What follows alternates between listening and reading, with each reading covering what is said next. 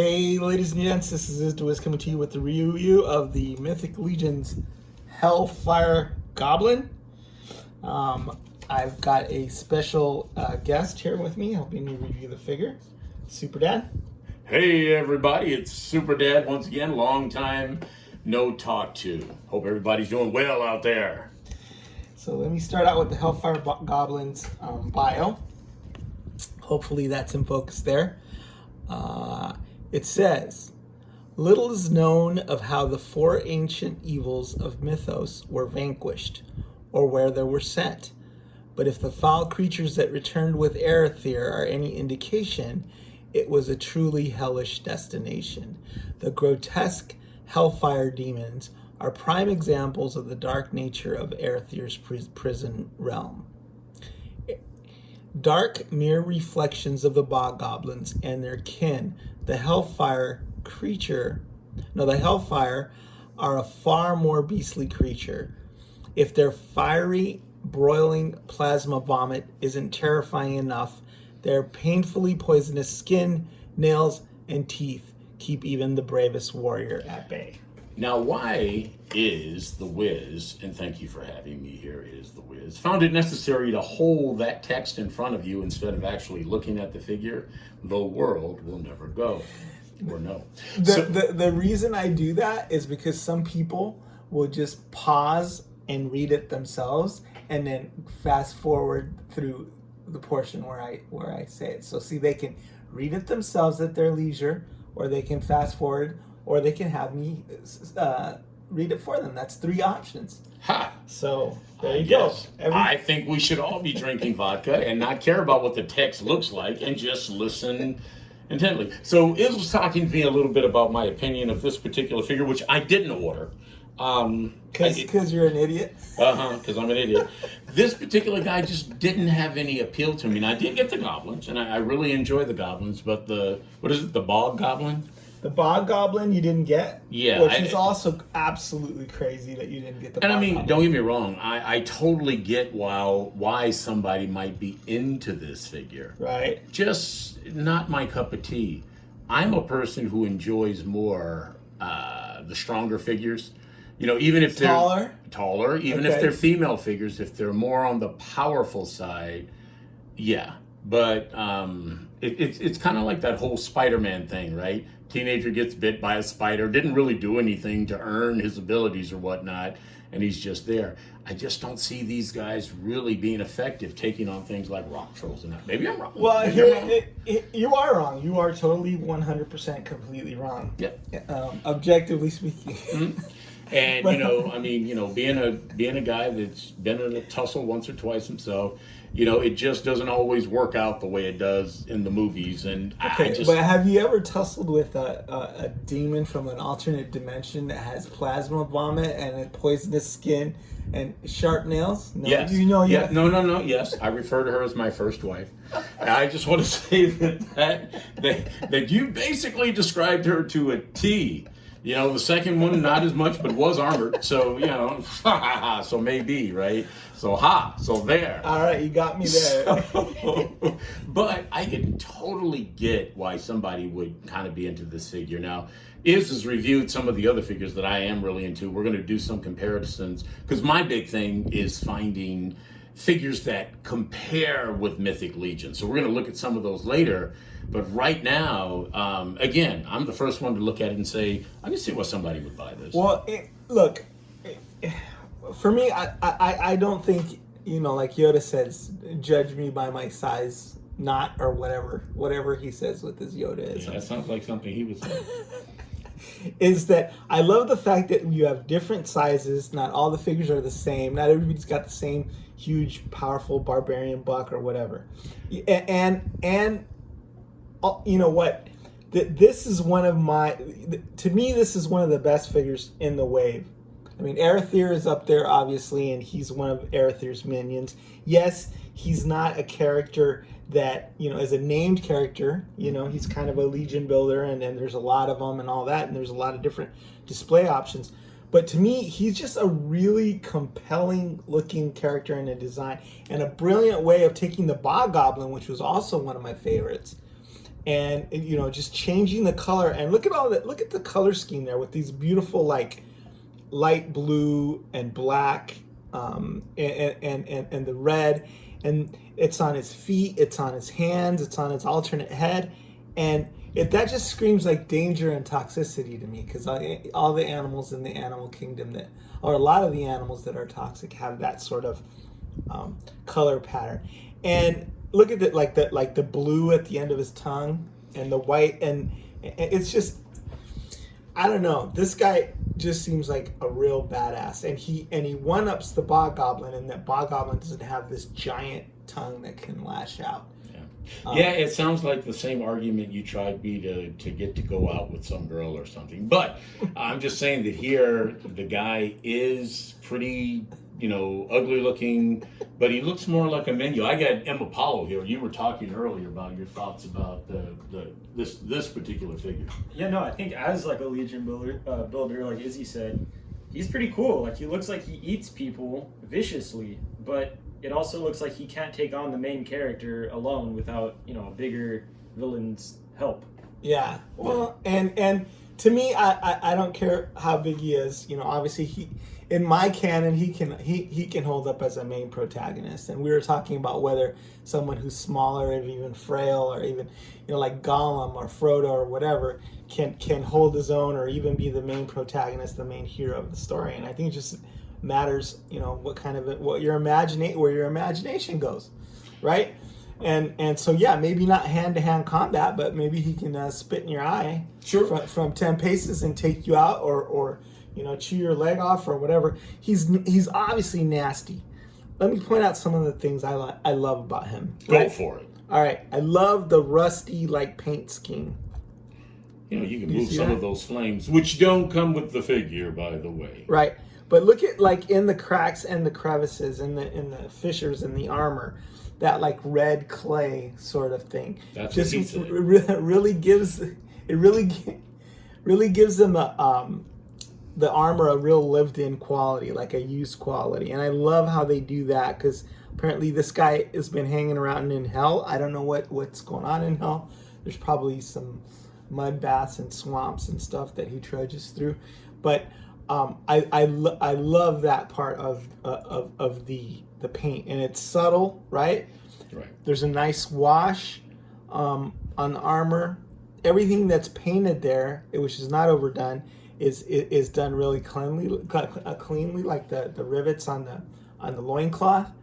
And then he more than makes up with it with all these paint applications on his hands, on his feet, on his head. Yeah, I wouldn't tell anyone not to buy this figure. I think this is a very nice figure. It just didn't appeal to my aesthetic as far as buying one. Right. And if I did, I'd end up having to buy several, because I am an army builder for stuff like this.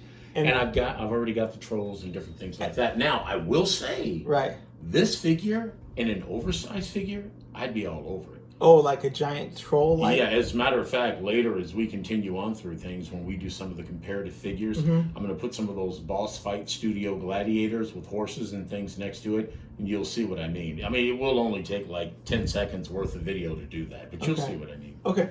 And the other thing about him is he's armed to the teeth, right? He's got this really cool blade here. I think this is like an orc blade, but it's got a sort of a green spray, right? And that looks kind of toxic too, which stands to reason. He's got a poison blade, right? He's got his tongue, and he's got an extra tongue here. So this big long tongue, if you're not into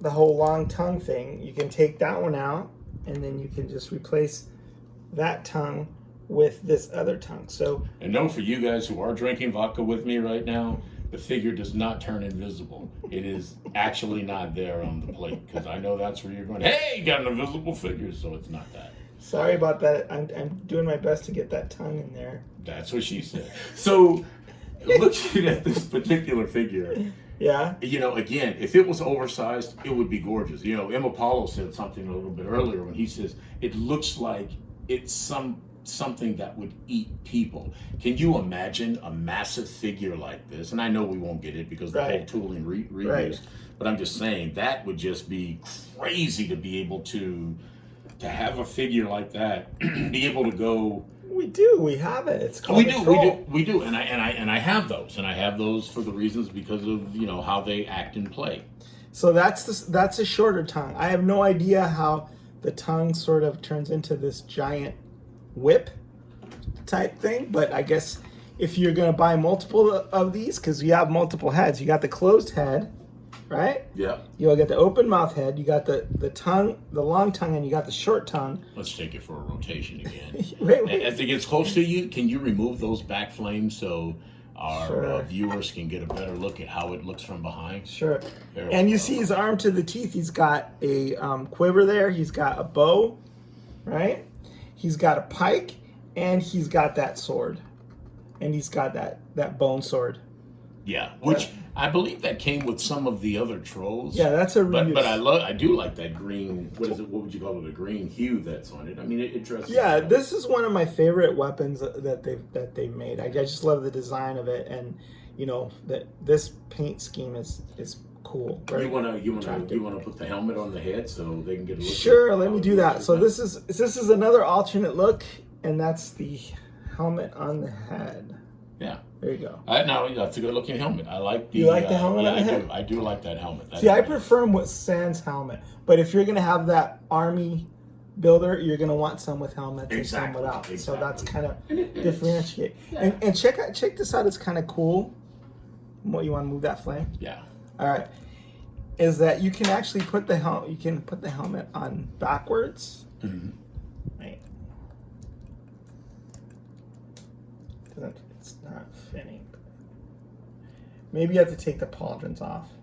You can take the pauldrons off and put the helmet on backwards, and it gives kind of a cool profile. That's sort of an estimate there. Yeah. Kind of like a colonial hat, sort of. And where the helmet might be able to be engaged as a weapon itself.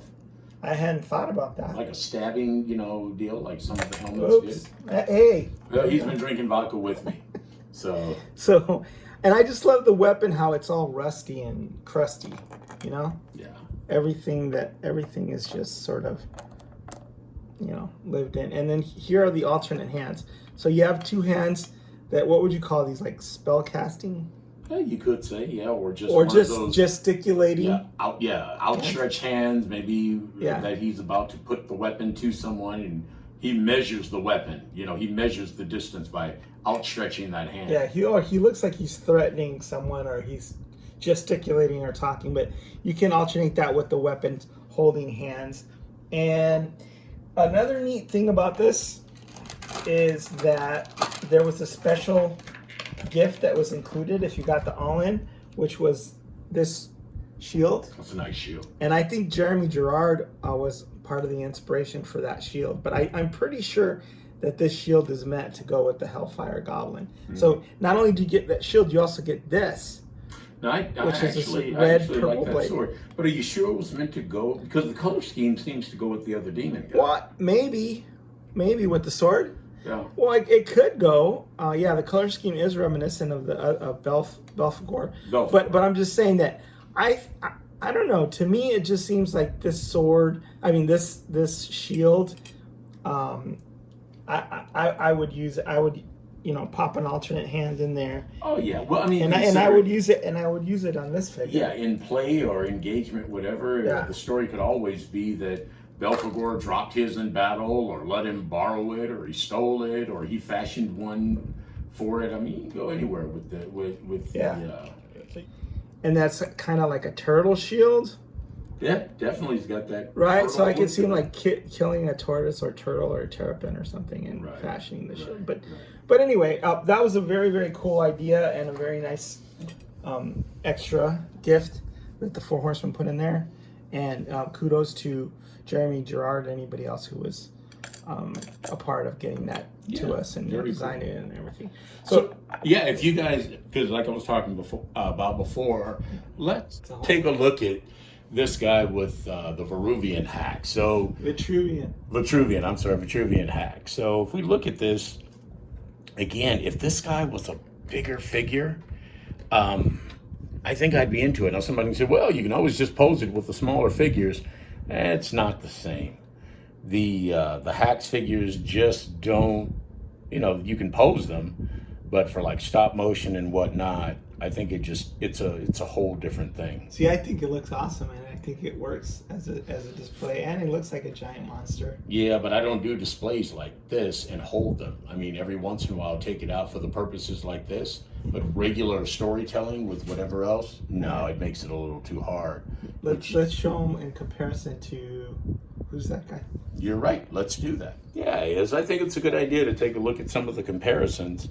I know for some of these figures, of course, you've got what's the name of the guy with the flame? Helphyre. So when we look at like Helphyre, yeah. But I have to say, this kind of proves my point because, again, he's so diminutive. Mm-hmm. The aesthetic is just not there. I just don't. Well, like you could say the same thing about Yoda. You could say the same thing about Goblin. Sure. And I do. That's why I don't own those figures. Mm-hmm. This guy that he's with is the guy from Doom. I don't even know his name. I know Apollo, who went to a 4th of July celebration. Happy 4th of July, by the way, everybody. Yeah, I know that he's all into the Doom figures, and I think to a certain point, they kind of go with Mythic Legions, but if you look at the armor closely, it might be a bit too futuristic. But yeah, definitely. I see them as compatible. Yeah, I would make them compatible, but the bottom line is that, like I said, the little guy is a little guy. I think he's good as a minion, but like he's different strokes for different folks. I'm sure you and a lot of other people enjoy him as he was intended to be. He's what I just say he's one of my favorites, hands down, from this wave. Yeah, I mean, if he had come in, I wish I had more. Tell you the truth. Sure, and that's what I'm saying. The army builders tend to be a little cheaper than these guys, maybe, but probably not. I tell you, the Bog Goblin, I definitely would have army built. him.